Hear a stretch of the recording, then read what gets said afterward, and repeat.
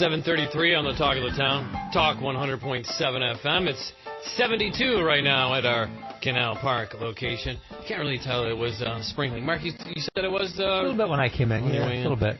Yeah. Not too much.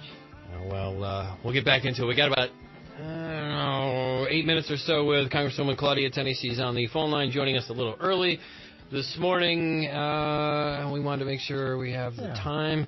I wanted to ask you about this. I know Rocco's out of the room, but Mark, we didn't really get you didn't get your thoughts on this yet.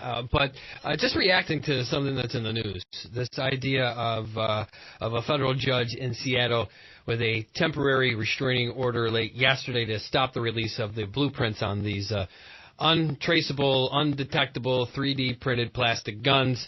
And I know there is some conversation that there was a deal reached under the Trump administration that would essentially allow these blueprints to be put out there and downloaded online. Now, I guess the founder of the Texas-based company says they'll stop posting these blueprints, but I guess there is lawsuits by many states, including ours, I believe, New York State here. But damage could already be done with some of the blueprints going out. What are your thoughts, your reaction? What are you hearing, Claudia?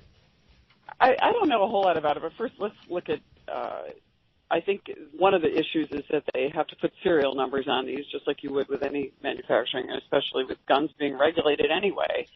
Also, I don't think you can put out an entirely plastic gun without having metal components, so it isn't undetectable and untraceable. So there is a right to bear arms, and I just don't know enough about what the actual blueprint creates. Is it the entire gun or a part of it? I just don't see how you're going to manufacture a gun that's going to be entirely plastic. Maybe you can. That's going to be able to be effective, but I am concerned that there aren't serial numbers and ways of having them in, especially complying with different laws throughout the country. We'll have to wait and see. Yeah, or background checks. I mean, that's kind of the idea. Yeah, I mean, there's ways to find out. And also, guns have to be. There's certain. If you have a handgun in New York, you have to register it anyway. So, right.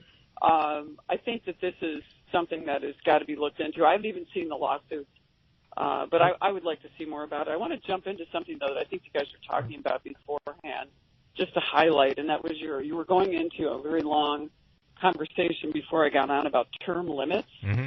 And I thought it was interesting, and I know Mark has a view, and I tend to agree with him, that if there's a public referendum, it should be a public referendum to turn it over.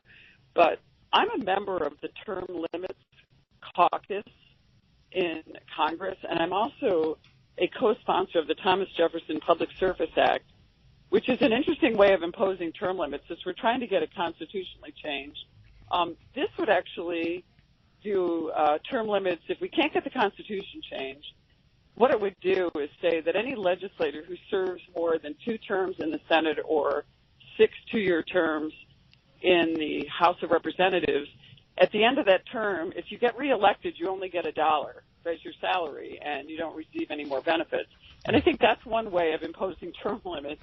I guess to get so. people to stop staying in. And also another important aspect. Well, except for Nancy Pelosi, because she could afford to stay without any salary, couldn't she? And Claudia, this is... I mean, doesn't the only but issue... Here's the other thing, though. Claudia, the only issue I have with that is, doesn't that then allow the wealthy people who don't need the money to have unlimited terms, and the people who are not as wealthy would have to step aside because they can't work without getting paid? I think that would just show you who are the right. people that are staying on, and have the public identify that.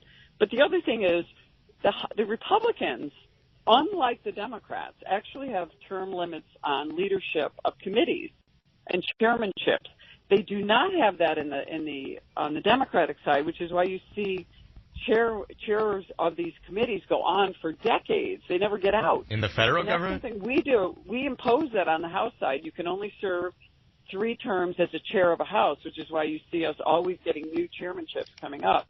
And they don't do that in the House side, which is why it's very hard to get rid of some of these people when they grow so much power as chairs. So I thought that was just something that people should be aware of, that the Republicans are already imposing on the House side. So and Claudia, I just want to clarify. I just have a question. I've never heard of it, but I don't know if you guys use this any time at all. But the TLC, the Term Limits Caucus, is that a function to advocate for? Is that what you guys do? To advocate solely? Yeah, for... we're advocating for term limits. That's very interesting. We're sponsoring and co-sponsoring bills to try to impose term limits, and that's why we model it after the Jeffersonian model of. You should be working, and then you go in and you contribute your time. Do you get a lot of support for that from the Republicans? Yeah, there's a lot of members in the caucus, and we try to meet. I haven't been able to sit through an entire meeting because it's so hard to get to all the meetings you have to get to. But I think the mission is to try to get more people to be involved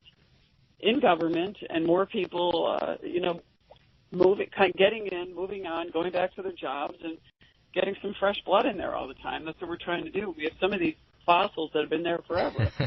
I might add, look at Nancy Pelosi, who's late 70s, who won't go away. What about Mitch McConnell? Who's late 70s, and Mitch McConnell, I don't know how old he is. He's not even as old as they are, but there are a lot of older people that I think it's time to step aside. And Claudia, speaking of which, one of your latest ads being released is being picked up, I guess, here, some New York news that I was looking through this morning, and it's linking your opponent, Anthony Brindisi, to House Minority Leader Nancy Pelosi, and when it comes to immigrations and customs enforcement agencies and the idea of undocumented immigrants. So I'm sure we could spend. Yeah, I think the point is that Anthony Brindisi keeps saying, I'm not going to support Nancy Pelosi. It is so duplicitous and dishonest for him to say that. He said it on our show. I just want to.